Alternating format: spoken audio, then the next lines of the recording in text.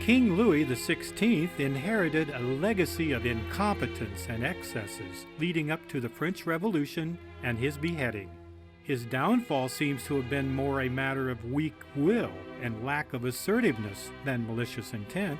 He was simply not up to the task at hand, inheriting an awful state of affairs which he was unable to remedy.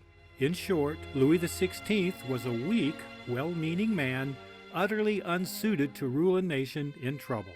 A life reading for a 59-year-old physician described a past life as Louis XVI. In that lifetime, the entity gained by enduring the oppression inflicted upon him and those about him. Yet he lost from a soul perspective due to his timidity and lack of self-assertion as ruler that made for the inability to apply his will for the good of others. Both of these qualities carried over into his modern incarnation as physical illness, stomach ulcers, and morphine addiction for the pain from that condition, as noted in 17 physical readings that he received from Edgar Cayce. His life reading did recognize mechanical abilities that he carried over as well, noting that in that previous sojourn he would have made a wonderful clocksmith, and could make use of that ability as a physician in his modern life through mechanotherapy. Incidentally, in the life reading, a previous incarnation as Romulus, co-founder of Rome, was also discussed. A reading for a 50-year-old woman described a past life as Marie Antoinette, who was the wife and queen of Louis XVI. In her 20th century life, she was married to the man who had been Louis XVI. Sometimes that's just the way reincarnation works. We pick up where we left off, particularly when the previous lifetime was unnaturally shortened as it was with both of these individuals. As Marie Antoinette, she gained and lost, bringing both good and bad in that sojourn. Her life reading section on the French incarnation was rather brief and to the point. All must be met in the earth's plane. Thus, not surprisingly, in addition to her life reading, this woman received 30 physical readings, mostly for assorted abdominal complaints. Apparently, some of the misery she was experiencing was karma from her indulgent, self-centered choices as Marie Antoinette.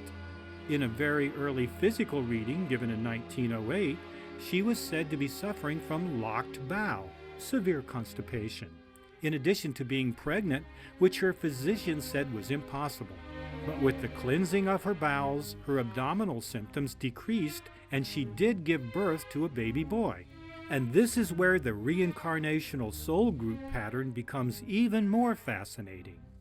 16 years later, a life reading was given for her son, who was said to have been Louis XVII, one of her children from that famous life as Marie Antoinette.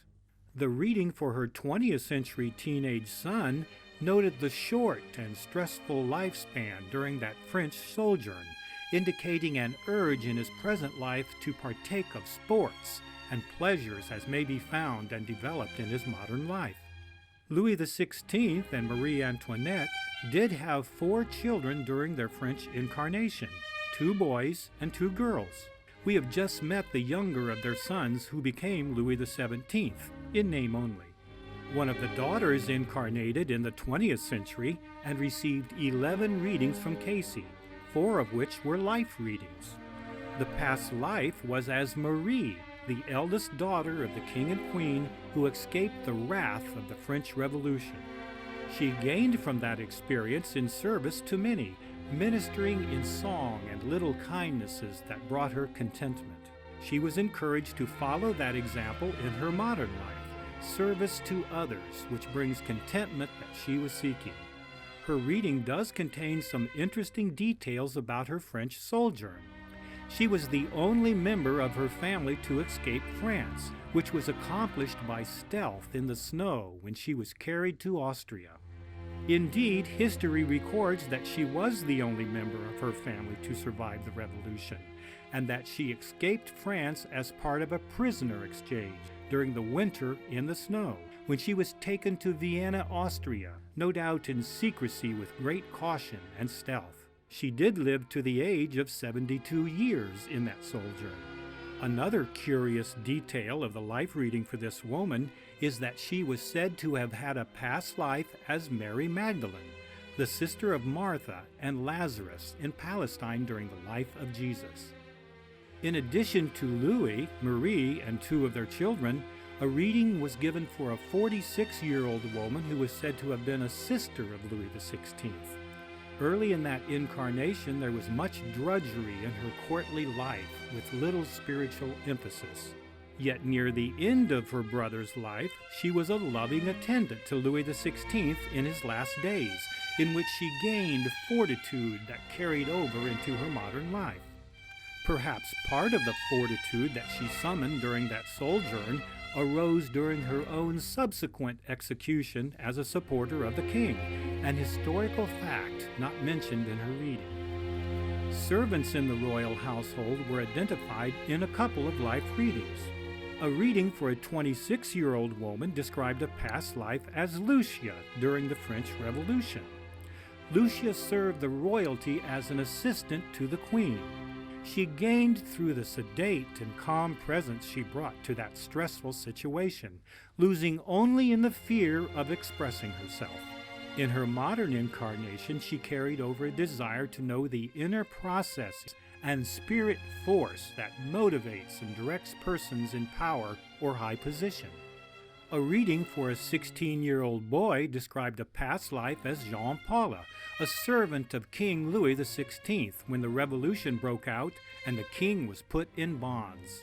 Jean Paul gained and lost during that experience, gaining in service as a guard and aid to the members of the royal household, even giving counsel and support to the king during those difficult times. He lost by holding grudges, carried over as karma in his modern life in the form of serious childhood illnesses. He also carried over a preference for sad music of a mystical nature, which produced pleasant reveries of the more positive experiences he had during his French sojourn in the service of Louis XVI.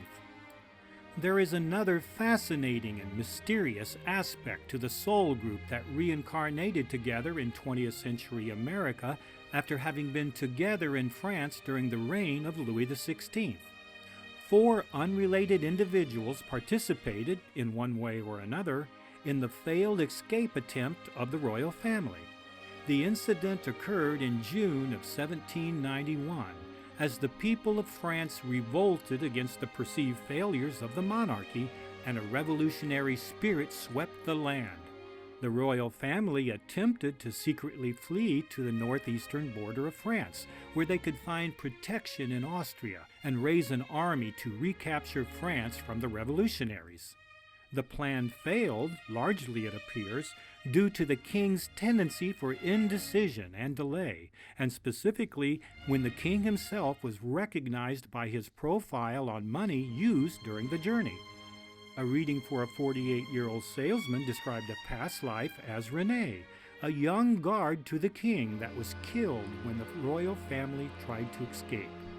From that experience, he carried into his modern incarnation an innate feeling of resentment toward royalty and those in power, yet also feeling that such must be, or who else will guard and protect the interest of the many. Curiously, his reading pointed out that having died young in service as a guard in France, the entity reincarnated immediately in America, becoming a soldier in the frontier at Fort Dearborn.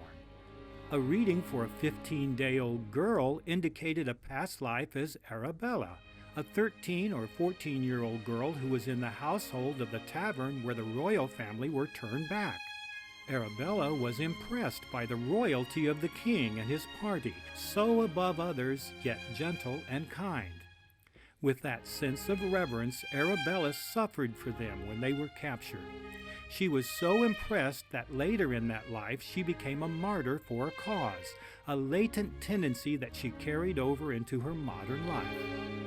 A reading for a 23-year-old housewife described a past life as Isurus, a 12-year-old daughter of the innkeeper where the royal family were stopped in their attempted escape from the revolutionary forces.